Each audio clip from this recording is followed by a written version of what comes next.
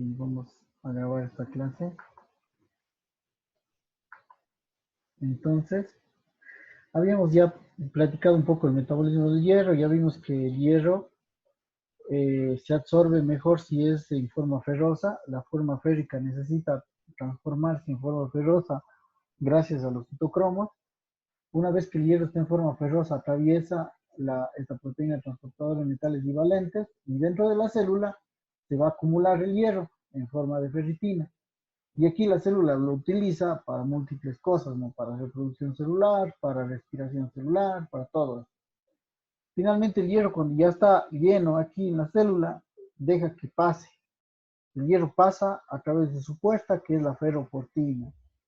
La ferroportina le permite la salida al hierro hacia la sangre, y en la sangre encontramos el hierro solito, sin unirse a nada, se llama hierro sérico. Este hierro sérico se une a la transferina, y la transferina lo va a transportar hacia el hígado, ¿sí? Se va a unir con el receptor de transferina, y el receptor de transferina va a hacer que se introduzca el hierro dentro del hepatocito. Aquí, igual que el anterior, el hierro se va a acumular en forma de ferritina y va a ser utilizado para múltiples reacciones químicas. Una vez que se satura el hepatocito, el hierro otra vez vuelve a abandonar la célula utilizando la misma vía de salida, la ferroportina, la puerta del hierro. El hierro vuelve a la sangre, otra vez tenemos hierro sérico, transferina, y se transporta a muchos otros órganos, como por ejemplo al hígado, como por ejemplo a los músculos, al corazón, ¿sí? A la médula ósea. En la médula ósea se van a producir los glóbulos rojos. Estos glóbulos rojos salen cargados con hemoglobina. La hemoglobina, recuerden ustedes, tiene dos fracciones, la fracción heme y la fracción globina. La fracción heme es la que está cargada de hierro. Pues todo el hierro va a estar metido ahí, circulando dentro de la hemoglobina en el glóbulo rojo durante 120 días. Finalmente llega al vaso en donde se encuentra este glóbulo rojo viejo, se encuentra con el macrófago, y el macrófago lo destruye, no sin antes quedarse con el hierro. Si se queda con el hierro finalmente el macrófago, y igualmente se va a depositar el hierro en forma de ferritina. Una vez que se satura, el macrófago suelta el hierro a través de la puerta que se llama ferroportina. Y así el hierro va a estar circulante. El hierro va a estar circulante por todos los órganos y tejidos. Miren, esta imagen creo que representa muy bien eso. El hierro llega a la médula ósea, se satura. Una vez que se llena, sigue por los glóbulos rojos que están cargados de hierro, llega al sistema retículo endotelial, a los macrófagos en el vaso, se satura y sigue el hierro dando la vuelta, ¿no? Al hígado, a otros tejidos, como ya habíamos dicho, músculo, corazón, todos ellos van a estar con hierro. De tal suerte que siempre, todos los días, tenemos 20 a 25 miligramos de hierro circulante. Únicamente se pierden 1 a 2 miligramos, que se pierden con las células intestinales que se descaman, y ahí se pierde hierro. Pero justamente estos mismos 1 o 2 miligramos son los mismos que se recuperan en el duodeno para que se vuelva nuevamente a cumplir este ciclo. Ok, ahora, cuando existe deficiencia de hierro, ¿sí? Cuando la persona no come hierro, ¿sí? Lo que ocurre es que vamos a tener hierro sérico disminuido, la capacidad de fijación de la transferina va a aumentar, el índice de saturación disminuye, y la ferritina dentro del hepatocito también disminuye. Esto hace que la célula, al tener menos cantidad de hierro, bloquee a esta enzima que se llama hepcidina. La hepcidina bloqueada entonces permite que la ferroportina se abra a su máxima expresión. O sea, la puerta está abierta para el paso del hierro. Y el hierro puede pasar fácilmente, digo, la poca cantidad que llegue puede pasar fácilmente hacia el plasma para volver a compensar todas las reservas. No sé si queda claro esta parte. ¿Alguna pregunta? Doc, ¿puede repetir esa última parte, por favor? Ya, aquí hay que entender que la epsidina es el switch. La epsidina es el switch. Si el switch está elevado, si la epsidina está alta, lo que hace es cerrar la puerta. Se cierra la puerta y ya no entra hierro. Ya no entra el hierro porque la puerta está cerrada, no puede salir de la célula. Y fíjense, por favor, la ferroportina está en todas las células. Quiere decir que el hierro se va a quedar dentro de las células por la epsidina. Esto cuando tenemos el switch arriba, cuando el hierro está muy aumentado. Cuando el hierro está aumentado, sube el switch hacia arriba. Si es que el hierro está disminuido, pasa al revés. El switch de la epsidina se baja hacia abajo, disminuyen los niveles de epsidina y la ferroportina se abre para permitir el paso del hierro. Y de esta manera se pueda recuperar la reserva. Así funciona. La epsidina siempre está sube y baja para equilibrar la cantidad de hierro. ¿Sí quedó claro?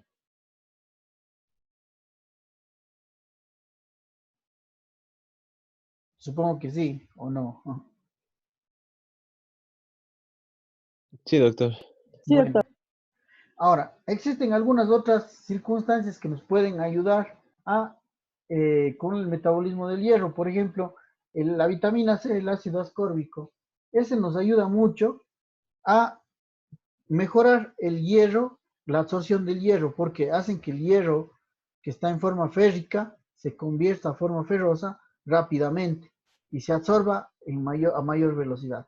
Entonces el hierro, la vitamina C es clave para incrementar la absorción del hierro. Pero así como la vitamina C mejora la absorción del hierro, también tenemos los cereales, estos que dicen aquí fritatos y polifenoles.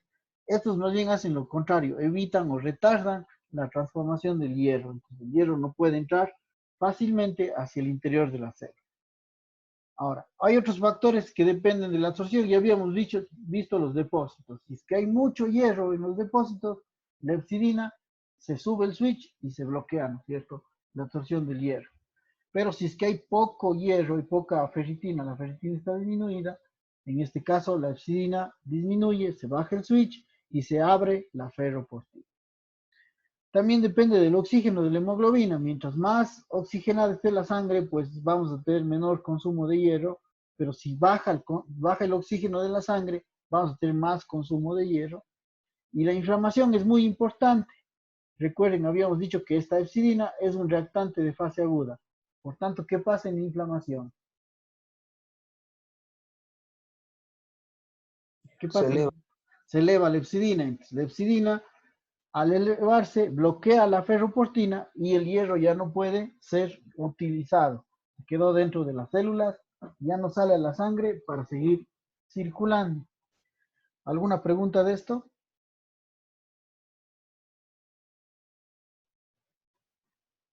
No, presumo que entendieron cómo funciona el metabolismo del hierro.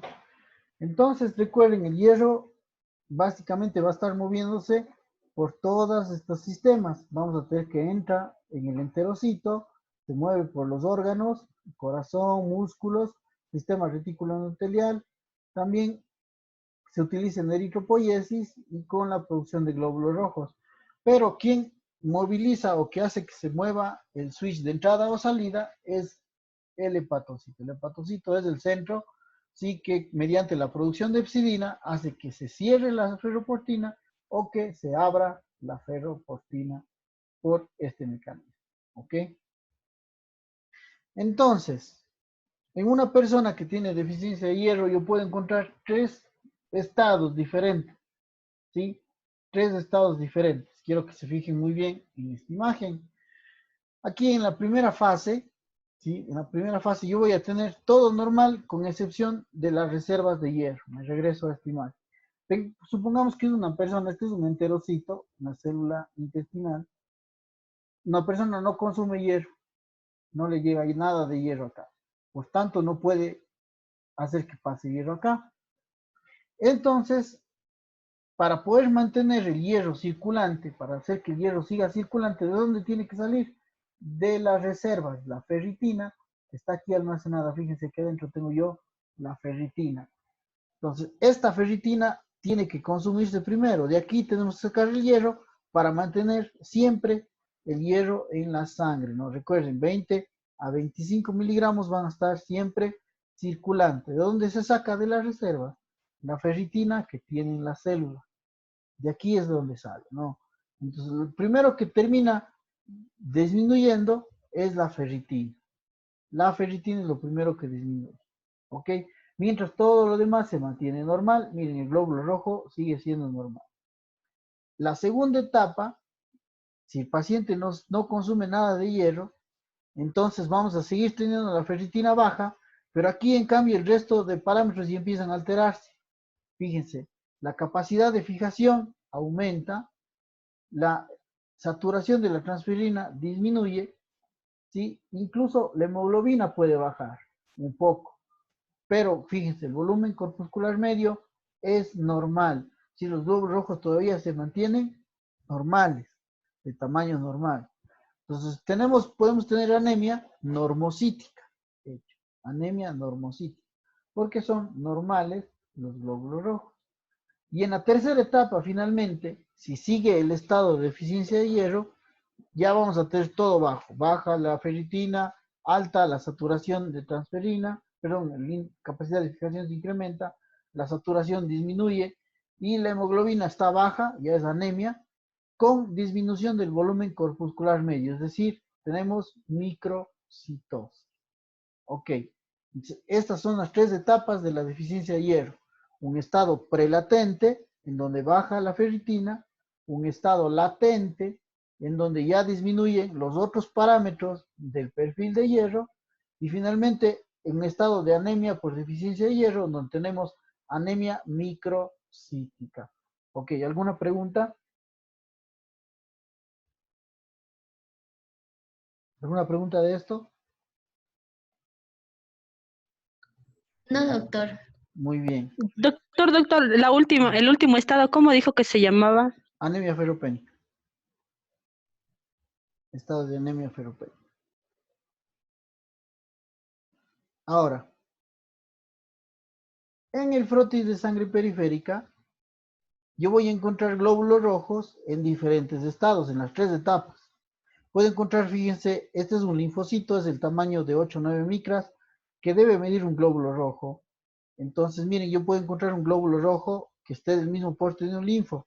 Estaría en un estado prelatente, posiblemente miren cómo está muy rojito, concentrado, lleno de hemoglobina. Entonces, un estado prelatente.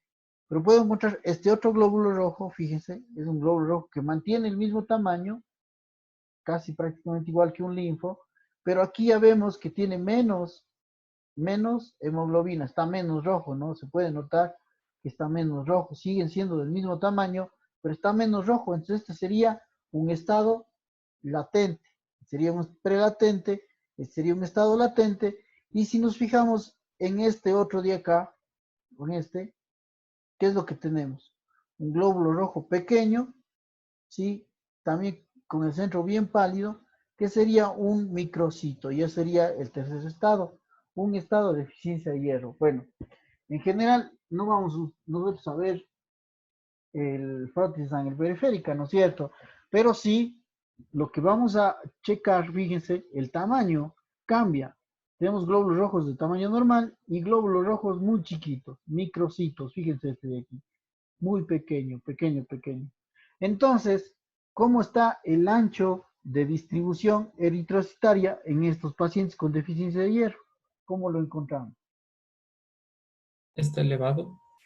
Exacto, es mayor al 14%, está elevado. ¿Por qué? Porque cambia mucho el tamaño, existe variación del tamaño. ¿Cómo se llama eso? Se llama anisocitosis. Entonces, la anisocitosis es muy común en los pacientes con deficiencia de hierro. ¿Sí? Ok, ¿alguna pregunta de esto antes de seguir? Bueno, asumo que no. Entonces, una clave para entender la deficiencia de hierro, por qué se produce, cuáles son las causas, es ir a ver las necesidades diarias de hierro.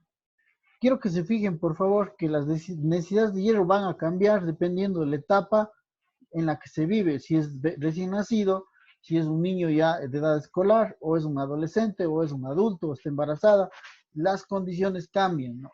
Si se fijan, por favor, en el primer grupo, niños de 6 meses de edad, los requerimientos son menos de 1 miligramo, la cuarta parte de 1 miligramo, 0.27, prácticamente es un cuarto de hierro que necesitan ellos para funcionar. Pero ¿qué pasa a los 7 meses? Se incrementa muchísimo. A 11 miligramos tenemos una brecha impresionante. más de 10 miligramos de golpe que necesita por día de hierro el niño para poder funcionar. Pregunta, ¿qué comen los niños a los 7 meses normalmente?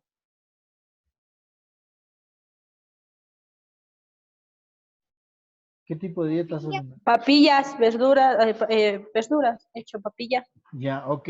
¿Cuánto de hierro le estamos dando? En las papillas, en las verduras. ¿Será que están recibiendo lo que necesitan? ¿Qué dicen ustedes? No, Definitivo. Puede que, no. Sí, exactamente. Definitivamente un niño de 7 meses no está recibiendo la dieta que necesita. Empiezan a haber problemas y hacen anemia por deficiencia de hierro, porque a esta edad necesitan más, ¿sí? Ahora, sigamos viendo qué pasa de 1 a 3 años, de 4 a 8 años y de 9 a 13 años, prácticamente podemos decir que se mantiene en un nivel estable, 7, 10, 8, prácticamente es estable, o sea, seguimos que es una necesidad alta, pero son niños que ya se alimentan mejor, ya desde el año prácticamente ya se introducen las carnes a la dieta, y eso ayuda a compensar esa deficiencia, ¿no? Ese aumento de los requerimientos y suele mantenerse bien. Sin embargo, después de los 14 años en los adolescentes, pasa una diferencia interesante entre el sexo, varones y mujeres. ¿Qué es lo que ocurre con las mujeres? Pues tienen mayor requerimiento de hierro. La pregunta es ¿por qué? ¿Por qué necesitan más hierro las mujeres? Con la menstruación. Inicio del ciclo menstrual. El inicio del ciclo menstrual nos está marcando aquí un aumento en las demandas de hierro y se mantiene con el tiempo. Fíjense ya en las mujeres adultas en relación a los hombres adultos, se mantiene eso, ¿no? Los hombres necesitan menos hierro que las mujeres que necesitan mucho más hierro justamente por la menstruación. Entonces, estamos hablando que las mujeres que menstruan tendrían más problemas que las mujeres que no menstruan. Ahora, ¿qué pasó después de los 50 años? Fíjense, aquí adultos ya ni siquiera los han dividido en hombres y mujeres, sino simplemente adultos más de 51. ¿Qué es lo que tenemos? Es el mismo, fíjense, el mismo que veíamos antes, ¿no? Se igualan hombres y mujeres. Los requerimientos disminuyen mucho con la edad, disminuyen los requerimientos. Ahora, lo que sí, obviamente, las mujeres embarazadas, sean adolescentes o sean mujeres ya mayores, los requerimientos son mucho más altos que una mujer que no está embarazada, ¿no? Que no está embarazada, es mucho más lo que necesitan las embarazadas. Y si vemos el periodo de lactancia, tampoco es que el periodo de lactancia sea mucho, ¿no? Tampoco le incrementa mucho, pero las mujeres embarazadas definitivamente sí. Pregunta, con esto que acaban de ver, ¿cuáles son los grupos de riesgo para desarrollar anemia ferropenia? Los bebés de 7 meses y las mujeres embarazadas. ¿Ya? Y las mujeres en edad fértil, ¿sí? Mujeres en edad fértil también, o sea, mujeres que están menstruando. El, el Ministerio de Salud Pública nos obliga a nosotros a que tenemos que suplementar hierro a las mujeres embarazadas y a los niños después de los 6 meses. Ustedes habrán visto que en los centros de salud a este grupo, a los niños y a las mujeres embarazadas, siempre les mandan hierro, porque es una norma del Ministerio de Salud Pública, que vamos, está basado en esto, justamente, que necesitan más hierro para poder funcionar. Entonces ya tenemos el por qué, ¿no es cierto? Ya sabemos por qué. Muy bien, sigamos adelante. En relación a la epidemiología, es muy difícil de estimar esto. ¿Cómo es esto? Hay muchos pacientes que están en estado latente, en estado prelatente, o sea, tienen deficiencia de hierro, pero no tienen muchos síntomas. Recuerden que para llegar a anemia se necesita llegar hasta el estadio final. Entonces, muchas veces los pacientes no consultan en sus estados. No sabemos qué pasa con los que están en deficiencia. No sabemos qué pasa con los que están en deficiencia. Entonces, esto hace que no conozcamos bien la estadística, pero lo que sí sabemos de la anemia por deficiencia de hierro es que el 40% se presenta en niños preescolares, fíjense, 38% en mujeres embarazadas y 30% en mujeres en edad fértil. Les pregunto, ya habíamos visto estos grupos, ¿por qué en estos grupos se produce la anemia?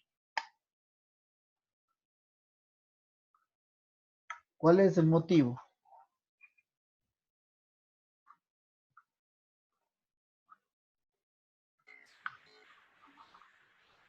¿Por qué será? Porque son los grupos que más necesitan hierro y Exacto.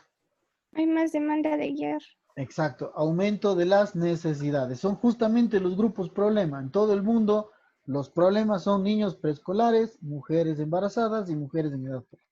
Es donde vamos a tener nosotros aumento de las necesidades, por tanto, van a necesitar hierro. Entonces, por eso justifica el hecho de que les tengamos que suplementar a estos grupos, darles un suplemento para que evitar que caigan en deficiencia de hierro, caigan en anemia. Otro grupo importante son los vegetarianos, y esto es obvio. ¿Por qué los vegetarianos? No consumen porque carne. no consumen el hierro en El hierro de estado las verduras no se ferroso. absorbía tan rápido como el de la carne. Exactamente, no consumen el hierro de forma adecuada. ¿Cierto? No están comiendo el hierro que se necesita. Los vegetarianos son un factor de riesgo. Pero también otro factor de riesgo son las pérdidas crónicas de sangre. Quiero poner de nuevo a su consideración una persona que sangra por una úlcera gástrica ya como 4 meses, por ejemplo. Esa persona que sangra por la úlcera, en realidad no es la sangre en sí el problema. ¿Qué es lo que está perdiendo? La hemoglobina. Y con la hemoglobina pierde hierro. Ese hierro que tiene hemoglobina es el que se está perdiendo. Pérdida crónica de sangre, ¿no? Entonces yo creo que ese es uno de los más importantes en varones, ¿sí? En los que no están mencionados, y en las personas de la tercera edad. Pérdidas crónicas de sangre. Pregunta, ¿por qué se presentan pérdidas crónicas de sangre? ¿Cuáles serían las causas? Trastornos de la coagulación como hemofilia. Ya, aunque no hay muchos hemofílicos, pero sí, sí puede ser. ¿Qué más? Menstruaciones abundantes. Las menstruaciones, correcto, las menstruaciones de mujeres en edad fértil, sí. ¿Qué más? En un paciente más de 60 años con anemia, ¿qué es lo que hay que pensar? ¿Por dónde pierde sangre? Úlceras gástricas. Más que úlceras, ¿qué? O Cáncer. procesos como Cáncer. pólipos. Sí, bueno, cáncer en general. Cáncer es aquí la palabra que tenemos que investigar. Ahora, las guías norteamericanas a nosotros nos dicen que los países en desarrollo, la causa de deficiencia de hierro se deben a una falta de ingesta y a la pérdida sanguínea crónica asociada a la parasitosis, pérdida sanguínea asociada a parásitos. Eso dicen las guías y esta información saqué de una guía del 2015, no está ni lejos, ¿no? Ahora, les voy a poner en contexto. Falta de ingesta. ¿Será que un viejito a los 60 años no come y por eso tiene anemia? ¿Será frecuente eso?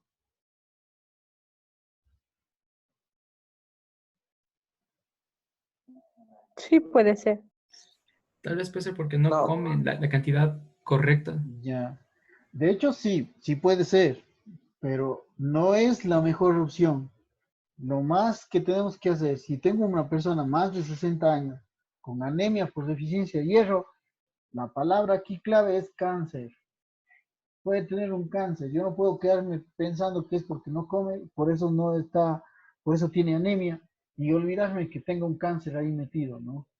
Esto no podemos hacer. Entonces, no tenemos que seguir mucho la guía gringa, la guía norteamericana, y habremos que hablar más bien de pérdidas en situaciones de cáncer, ¿no? No tanto por falta de ingesta, quizá la falta de ingesta es la última opción. Después de haber descartado todo, falta de ingesta. Y esto de los parásitos que se comen sangre, porque aquí dice pérdida sanguínea crónica, ¿a qué parásitos me estoy refiriendo? Al Necator americanos y al Anquilostoma duodenale. Perfecto, las funcionarias, ¿no? El Necator americano y el Anquilostoma duodenale. ¿Qué tan frecuentes en nuestro medio esos parásitos?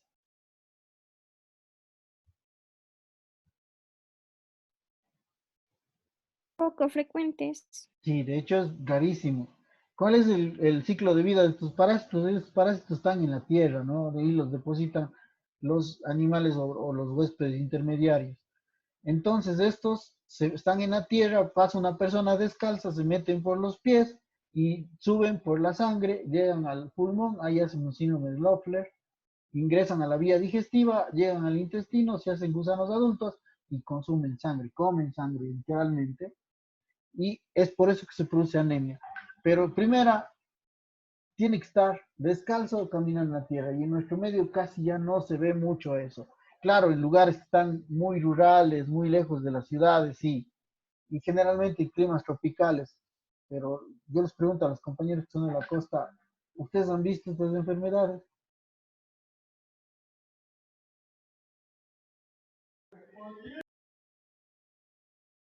Claro, yo no creo que hayan visto, yo no he visto al menos, y tengo un poquito más de tiempo en esto.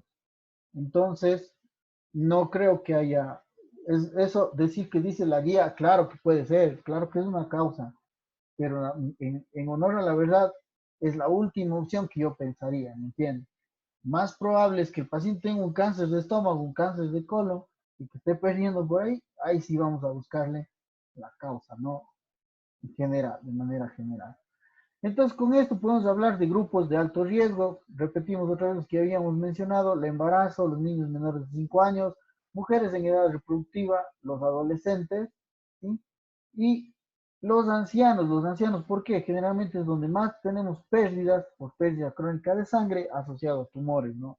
Y es donde tenemos que pensar específicamente eso. Y quiero poner en su cabeza: a más de 60 años con anemia hay que pensar en cáncer hasta que se demuestre lo contrario. Eso es lo que debemos hacer. Muy bien. En este cuadrito se van a resumir las causas que producen anemia y que nos pueden explicar muchas cosas. Quiero que se fijen. Este artículo está publicado en una revista en el New England Journal of Medicine. Es un artículo bastante bueno, muy interesante, y que nos habla sobre la deficiencia de hierro. Lo tiene dividido en causas fisiológicas. Me parece que es sacado del Reino Unido. Muchos de los autores que hicieron esto están en Reino Unido. Y básicamente ellos hablan de como causas fisiológicas: incremento de las demandas, que es lo que ya hemos dicho antes, de la infancia, el crecimiento rápido, los sangrados menstruales, el embarazo. Y fíjense, aquí tienen un dato muy interesante: la donación sanguínea. Ellos tienen deficiencia de hierro por donación porque en Reino Unido la gente incluso dona 2 veces al año, ¿no? Es como una cultura que tienen ellos de donación. Son gente, lo mejor del mundo en donación sanguínea está en Reino Unido. Es los mejores bancos de sangre están ahí, que publican las mejores guías sobre todo esto, porque tienen mucho donante, y eso es algo de admirar. Pero miren, es tanto que ellos incluso ponen aquí como donación sanguínea como causa de deficiencia fisiológica de hierro, ¿no? Llama mucho la atención. Aquí en nuestro medio, yo no creo que vea nunca un caso de eso, ¿no? Porque nosotros no tenemos esa cultura de donación. Ahora, causas medioambientales, dice aquí deficiente de ingesta. Sí, vuelvo y repito, la última opción, es decir, es porque no come. Tiene anemia porque no come, será la última opción. Después descartas todo. Pobreza. Sí, es cierto, aunque nuestro país es pobre, pero no creo que estemos tan al extremo como para decir que por eso no nos alimentamos bien. La malnutrición, ¿ok? Y los vegetarianos, que sí, definitivamente ellos van a tener este conflicto. Si no se suplementa un vegetariano, termina siendo deficiencia de hierro. Para nada estoy diciendo que la dieta vegetariana sea mala, sino que ellos tienen que saber que tienen que recibir hierro como suplemento para poder librarse de la deficiencia de hierro. Ahora, causas patológicas, que es lo más frecuente, ¿no? Entonces, aquí dice disminución de la absorción o disminución de la absorción del hierro. Por ejemplo, en la gastrectomía, en el bypass duodenal, la cirugía bariátrica, todas estas involucran en la zona donde se está absorbiendo el hierro. Ya habíamos visto que en el duodeno se absorbe el hierro. Entonces, aquí significa que no vamos a tener lugar para que se absorba. Infección por Helicobacter pylori. A ver, cuénteme, ¿por qué el Helicobacter pylori puede provocar disminución de la absorción del hierro? Tiende a causar úlceras gástricas. Ya, ok, estoy de acuerdo con usted. Causa úlceras gástricas, pero las úlceras van a producir pérdida crónica de sangre. La pregunta es: ¿por qué el Helicobacter pylori produce disminución de la absorción? ¿Alguna idea? Porque puede dañar la mucosa. Ya, ok. Primero, el daño de la mucosa lo que va a producir es hipocloridria o acloridria. ¿Qué significa esto? Disminuye el ácido gástrico del estómago. ¿Ok? Si disminuye el ácido gástrico del estómago, entonces lo que vamos a tener es que si nosotros comemos carne, por ejemplo, o los vegetales, estos no se van a poder desdoblar y no vamos a poder sacar el hierro de las carnes. ¿Me entienden? Entonces, el Helicobacter pylori produce deficiencia de hierro, uno, porque no hay ácido clorhídrico y no se puede digerir los alimentos. Y dos, porque el mismo Helicobacter pylori necesita hierro para funcionar. Entonces, se aprovecha del hierro que le llega para poder funcionar y nos roba el hierro a nosotros. Es el mecanismo por el cual el Helicobacter pylori produce deficiencia de hierro. Obviamente, enfermedades que produzcan mala absorción, como enfermedad celíaca, gastritis atrófica, enfermedad inflamatoria intestinal, pueden causar también deficiencia de hierro. Otras causas de deficiencia de hierro es las pérdidas crónicas de sangre y el aparato gastrointestinal es el más importante en estos. Por ejemplo, esofagitis, gastritis erosiva, úlcera péptica, todos ellos producen sangrado, diverticulitis, tumores benignos, cáncer intestinal. Enfermedad inflamatoria intestinal, volvemos a repetir, también produce sangrado, la enfermedad inflamatoria intestinal. Angiodisplasia, ¿qué es esto de la angiodisplasia? Son lesiones de los vasos sanguíneos o alteraciones en los vasos sanguíneos que producen mucho sangrado, sobre todo hemorragia digestiva baja, nos va a dar mucho este tipo de problemas. Hemorroides, miren, aquí está la infestación por parásitos, pérdidas de sangre, que habíamos hablado antes, y de origen oscuro, causa no aclarada del sangrado, ¿no? Ok, otras causas son como el sistema geniturinario, por ejemplo, el sangrado menstrual pesado, ¿no? Sangrado menstrual, la menorragia, la hemólisis intravascular. Aquí me detengo un ratito. ¿Qué es esto de la hemólisis intravascular? Estamos viendo un glóbulo rojo, imaginen ustedes un glóbulo rojo que están dando por la sangre en un vaso sanguíneo y se rompe, por lo que ustedes quieran, por un autoanticuerpo, por ejemplo. Se rompe el glóbulo rojo y libera la hemoglobina. La hemoglobina sabemos que se tiene que transformar en bilirrubina, pero este proceso no se hace en la sangre, sino se hace con el macrófago. El macrófago es el que debe transformar la bilirrubina, la hemoglobina en bilirrubina. Mi pregunta es, si es que la hemoglobina se soltó en la sangre, ¿dónde se encuentra con el macrófago? Esa hemoglobina. ¿Hasta dónde tiene que llegar para que se encuentre con el macrófago? El vaso. Al vaso, tiene que llegar al vaso o al hígado también. El hígado también tiene las células de Kupffer que son macrófagos. ¿Ok? Tiene que llegar ahí. Quiere decir que la hemoglobina va a estar circulando en la sangre hasta que llega finalmente al hígado o al vaso. Entonces, puede pasar que la hemoglobina primero pase por el riñón, se filtra la hemoglobina y la hemoglobina se pierde en la orina. Tenemos entonces hemoglobinuria. Hemoglobinuria. Y esta hemoglobina obviamente se está llevando dentro de sí al hierro, ¿no? Tenemos deficiencia de hierro por hemólisis intravascular dentro del vaso sanguíneo. ¿Ok? Bueno, también se produce sangrado por enfermedades hemorrágicas como ya dijeron ustedes, por ejemplo, la hemofilia, enfermedad de von Willebrand, hay otras enfermedades como las que están aquí anotadas como las telangiectasias, hemorragia telangiectásica, la esquistosomiasis y otras enfermedades que también producen sangrado. Miren, enfermedades relacionadas a drogas, por ejemplo, glucocorticoides, la prednisona, por ejemplo, salicilatos, como y los AINES, ¿no? Salicilatos como la aspirina y los AINES. Pregunta, ¿por qué mecanismo producen anemia estos medicamentos?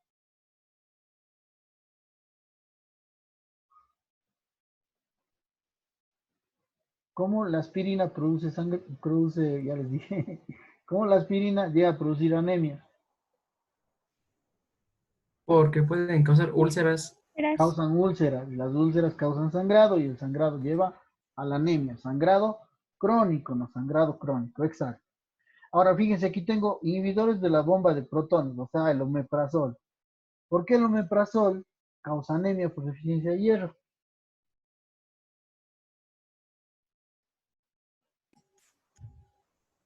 por la hipoclorhydria, que nos puede Exactamente, desdoblar. exacto. Pero no son pacientes que toman un omeprazol, no. Significa que tienen una ingesta crónica de omeprazol, no. Mucho tiempo tomando omeprazol y terminan entonces haciendo esta anemia. Bueno, causas genéticas, que lo vamos a ver al final, y también tratamientos para estimular la eritropoiesis. Por ejemplo, la eritropoyetina que utilizan los pacientes con enfermedad renal, ellos necesitan hierro adicional porque estamos haciendo que la médula ósea trabaje más, por tanto la médula ósea está consumiendo más hierro. Estamos aumentando las demandas. Ok, ¿alguna pregunta hasta aquí de esto?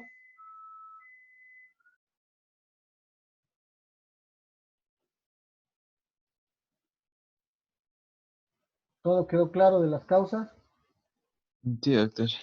Ya, Sí, doctor. yo tengo una palabra clave cuando pienso en deficiencia de hierro. ¿Cuál es la causa más importante?